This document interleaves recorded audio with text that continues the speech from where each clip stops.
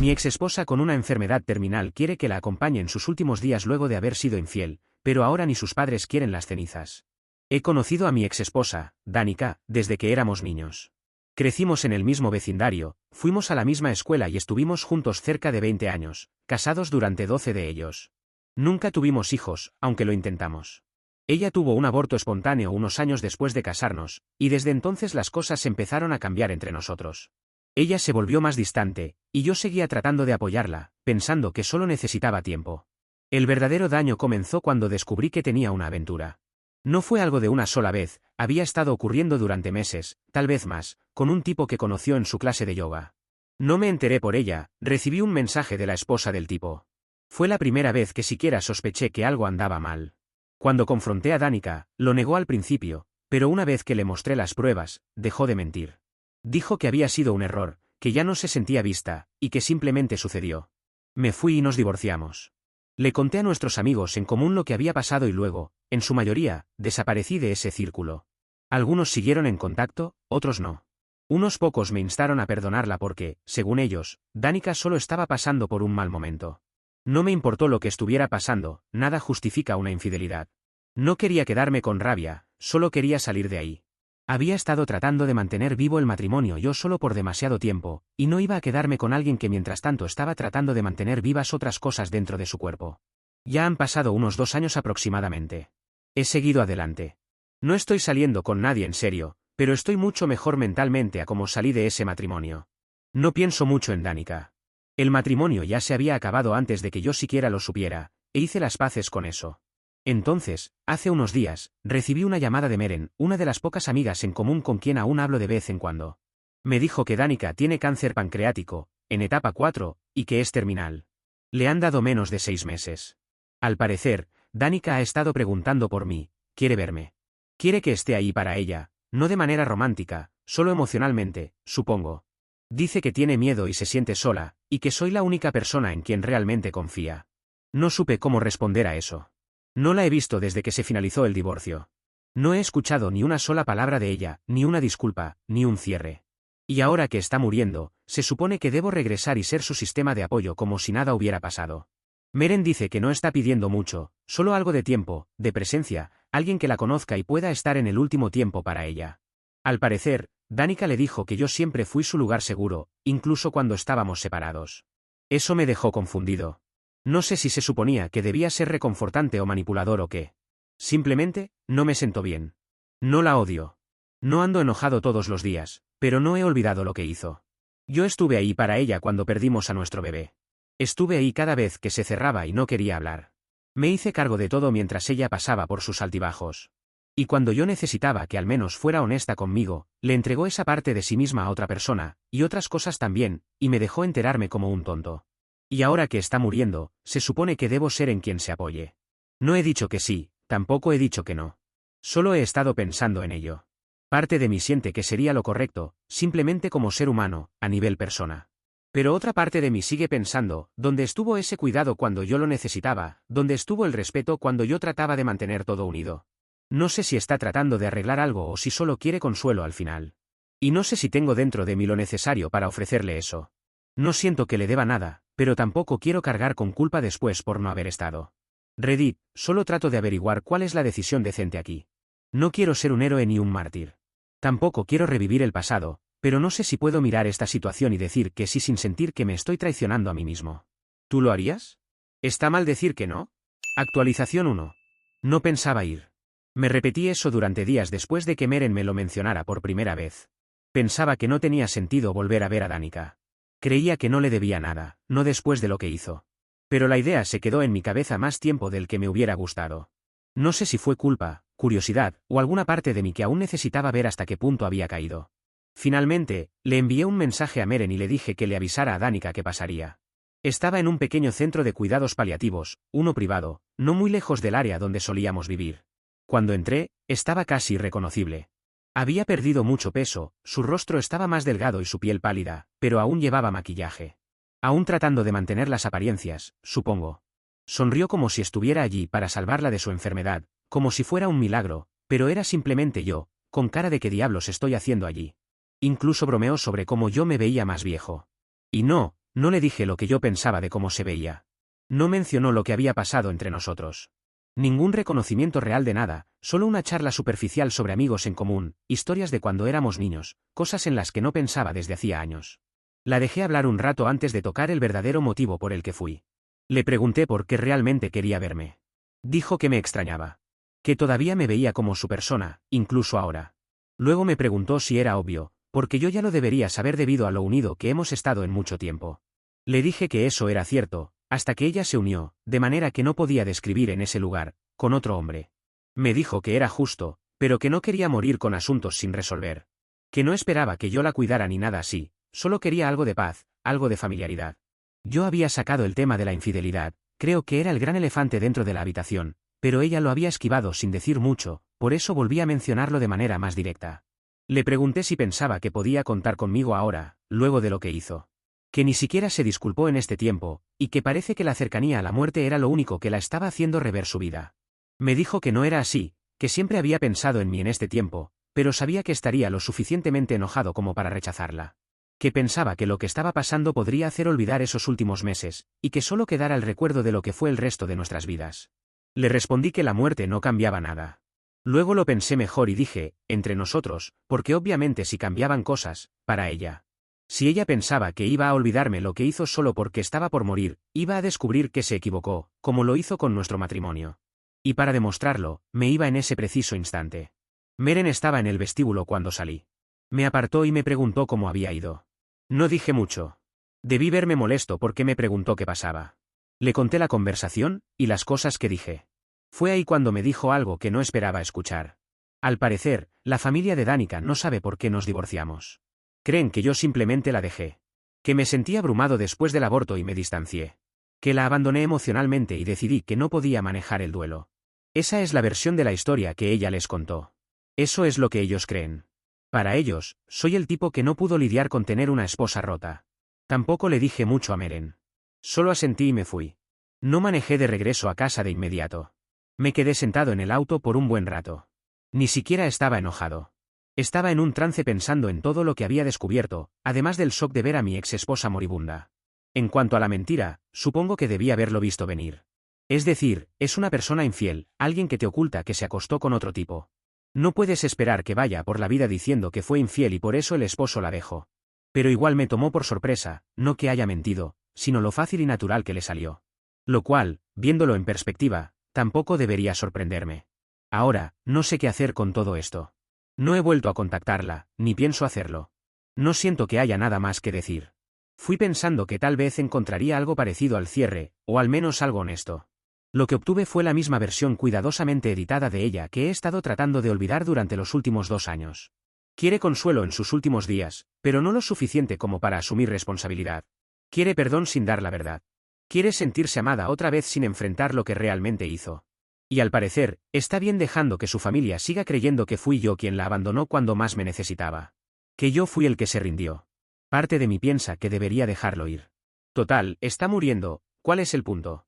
Pero, por otro lado, yo no, y aunque esto no me haya afectado, me molesta saber que otras personas me ven como el malo cuando fue ella. Que quizás el cáncer sea el karma por lo que hizo, y no una pobre mujer que sufrió en su matrimonio y ahora vuelve a sufrir. Y no sé si puedo quedarme de brazos cruzados y dejarla hacerlo, ni por ella, ni por mí. Sé que no todos estarán de acuerdo con mi visita a mi ex, pero me ha abierto mucho los ojos sobre lo que sigue pasando a mis espaldas. Todo esto se siente como una especie de réplica tardía. Como si el daño real no hubiera terminado hasta ahora. Obtuve lo que fui a buscar, aunque no fuera lo que esperaba. Pase lo que pase después, ella va a tener que enfrentarlo sin mí. Actualizaré si algo cambia, pero por ahora, estoy fuera. Actualización 2. Está bien, soy un mentiroso. Volví, demándenme. Pero no para consolarla, no para apoyarla. Volví para preguntarle una sola cosa, ¿por qué mentir? Sabía la respuesta, pero quería verla decirlo. Cuando llegué, parecía sorprendida. Incluso sonrió porque pensó que había cambiado de idea. Juro que no es mi intención hacer eso adrede, pero tampoco me molesta. Le pregunté directamente por qué le había dicho a su familia que yo la había abandonado, porque seguía mintiendo. ¿Su respuesta? Me miró con cansancio y simplemente dijo, ellos no lo entenderían, no quería que me odiaran sabiendo que hice algo así. Me quedé parado un momento, esperando algo más, quizás una disculpa sincera, tal vez una pizca de remordimiento. Pero no vino nada. Se encogió de hombros otra vez y dijo, ¿qué importa ya? Déjame morir con eso al menos, no es algo que te afecte mucho y me dará paz en el último momento. Le dije que no iba a seguir jugando su juego, que no tenía derecho a convertirme en el villano solo porque estaba muriendo y para que se fuera con la conciencia tranquila. Entonces empezó a llorar. Dijo que tenía miedo, que no quería morir siendo odiada. Que yo era la única persona que realmente la conocía. Estaba por irme cuando dijo algo que me dejó helado. Dijo que necesitaba decirme la verdad antes de que fuera demasiado tarde, que el hombre del yoga no fue el único. Su razón para decírmelo era que quería morir con la conciencia tranquila. Lo dijo en voz baja, como si estuviera confesando que se le olvidó sacar la basura, no como si estuviera admitiendo algo que podría destrozar a alguien. Hubo otra infidelidad, una corta, aparentemente, con un tipo del trabajo. Pasó mientras yo cuidaba de mi madre en sus últimos meses. Prácticamente, vivía en el hospital en ese entonces. Dijo que casi no lo recordaba, que no significó nada, que simplemente estaba en un lugar oscuro. Lo único en lo que podía pensar era en cómo corría a casa cada noche desde el hospital para estar con ella, creyendo que estábamos atravesando el duelo juntos. Ella me engañaba mientras yo estaba sentado al lado de mi madre, viéndola apagarse. Jamás me lo habría contado si no estuviera muriendo. Y aún ahora, se sintió como si lo dijera solo para desahogarse, no por mí. Simplemente me fui. Luego llamé a Meren, le conté todo. Le dije que Danica había mentido a todos, que no fue solo una infidelidad, y que yo ya no iba a seguir guardando sus secretos. No le pedí que eligiera un bando. Solo le dije que, si iba a seguir encubriéndola, entonces no necesitábamos seguir hablando. Danica se quedó callada, luego dijo que lo sentía y que no sabía nada de eso. Un par de días después, la hermana de Danica me escribió. Me dijo que estaba dolida, que tuvo que enterarse por Meren. Dijo que ya no sabía qué creer. Le respondí que ese no era mi problema, y que si quería la verdad, podía ir a preguntarle a su hermana directamente. No me siento culpable por nada de esto. No estoy tratando de arruinar lo poco que le queda de vida a Danica, pero no voy a proteger a alguien que me desechó y les mintió a todos durante años. Si la verdad sale a la luz, no es mi problema, es lo que corresponde. No voy a callarme solo porque ella esté muriendo, no voy a hacer nada. La muerte no limpia sus pecados en vida, ni tampoco lo voy a ocultar pensando que recibirá el castigo divino o algo así. Ni siquiera sé si creo en esas cosas. Por eso si alguien me pregunta, yo voy a decir la verdad. No voy a publicarlo en el periódico más popular de la ciudad, pero si Meren ya comenzó a contarlo, bueno, no es mi problema. Si quiere encontrar paz antes de irse, puede empezar por decir la verdad, esa es la verdadera paz que debe encontrar. Yo ya no voy a cargar más con su peso. Me pidió que estuviera con ella mientras muere, no estaré. Tuvo muchas oportunidades de ser honesta cuando realmente importaba. Si ella hubiera sido honesta, me hubiera dicho que no quería estar conmigo por las razones que sean, pero antes de engañarme, hoy estaría junto a ella para acompañarla. Pero ahora, no podría importarme menos. Actualización 3. Unos días después de todo, pensé que ahí terminaba la historia. Ya había hecho las paces con la decisión de alejarme por completo, que mi ex enfrente su juicio final, pero el juicio de las personas en vida. No anduve por ahí divulgando la verdad, pero sí se la conté a las personas que me preguntaron si era cierto o que me importaban. Entre ellas había personas que habían creído en la versión que ella vendió, y se acercaron porque ahora había una nueva versión que entraba en conflicto con esa. Entonces llegó un sobreacolchado a mi buzón. Sin remitente, pero supe que era de ella en cuanto vi su letra. Dudé en tirarlo. Durante unos 10 minutos, me quedé parado con él en la mano. La curiosidad terminó ganando, necesitaba saber qué quería ahora. Dentro había una nota corta, solo unas líneas. Solo unas frases que decían que lamentaba no haberme contado todo antes y que esperaba que ahora tuviera más sentido.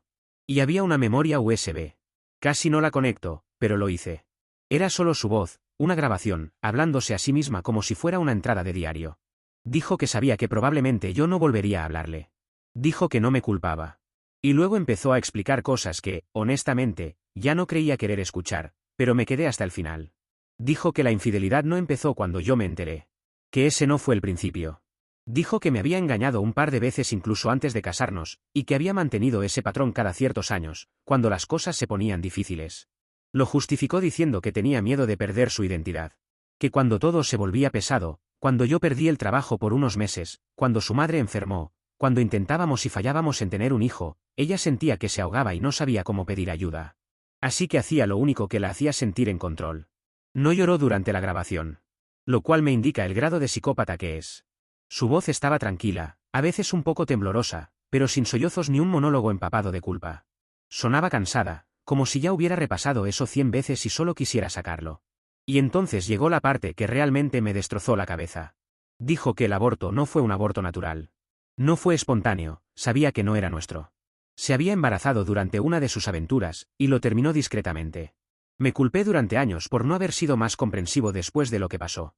Recuerdo quedarme despierto con ella esas noches, pensando que estábamos juntos en toda esa mierda, pero era yo el único tonto. Resulta que yo estaba de luto por algo que ni siquiera era mío. Dijo que nunca pensó contármelo, pero que todo empezó a alcanzarla, su cuerpo, su salud, su conciencia, y que ahora se le acababa el tiempo. No pidió perdón en la grabación. No dijo que quería volver conmigo. Se sintió más como un intento de lavar su conciencia, como si le abrieran las puertas del cielo por haber dicho esto al final. Todo lo que sé es que escuché toda la grabación. Luego me quedé sentado ahí mucho tiempo después, completamente entumecido con toda la información que habían vomitado sobre mí. Lo peor de todo es que ella pensó, y supongo que habrá hecho sus propios cálculos de que no había forma que fuera mío. Pero también pienso que lo hizo por si hubiera una mínima posibilidad de que no lo fuera. No puedo creer lo enfermizo de todo esto, estoy muy fuera de mí. En este punto no sé si pensar que preferiría que no esté muriendo para no haber descubierto nada de esto. Haber vivido en la ignorancia de que estaba separado de una mujer que me engañó una sola vez hubiera sido mejor. No le he contado a nadie lo que había en esa memoria. Ni a Meren, ni a su hermana, que todavía me manda mensajes para hacerme más preguntas sobre todo lo que ha sucedido. No sé por qué no lo comparto. Creo que es porque se siente muy pesado contárselo a personas que te conocen, y hacerlo aquí, con desconocidos, desde una cuenta anónima, es más fácil. Igual sé que llegará el día en que esos audios sean escuchados por otros. Ni siquiera sé con quién me casé.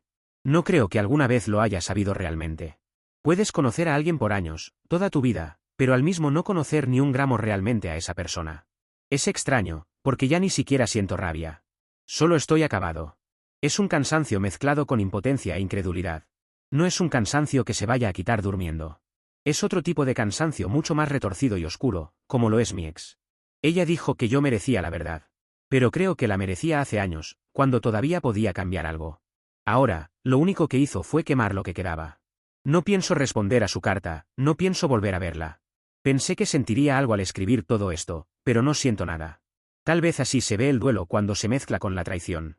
Actualización 4. Ella falleció hace 2 semanas. El cáncer de páncreas finalmente hizo lo que nada más en su vida parecía haber logrado, ponerle fin a todo y exterminar al verdadero cáncer, que era ella. Fue su hermana quien me llamó, dijo que el funeral se celebraría en unos días y que Danica me había mencionado mucho en sus últimos momentos. Pensé que eso era todo. Pero luego me preguntaron si quería decir unas palabras durante el servicio. Me dijeron, palabra por palabra, fuiste su primer amor, significaría mucho para la familia. No dije que sí de inmediato, tampoco dije que no.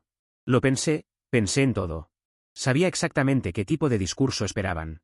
Sabían sobre su infidelidad, pero esperaban que con este acontecimiento dijera algunas palabras correctas y educadas y eso sería todo.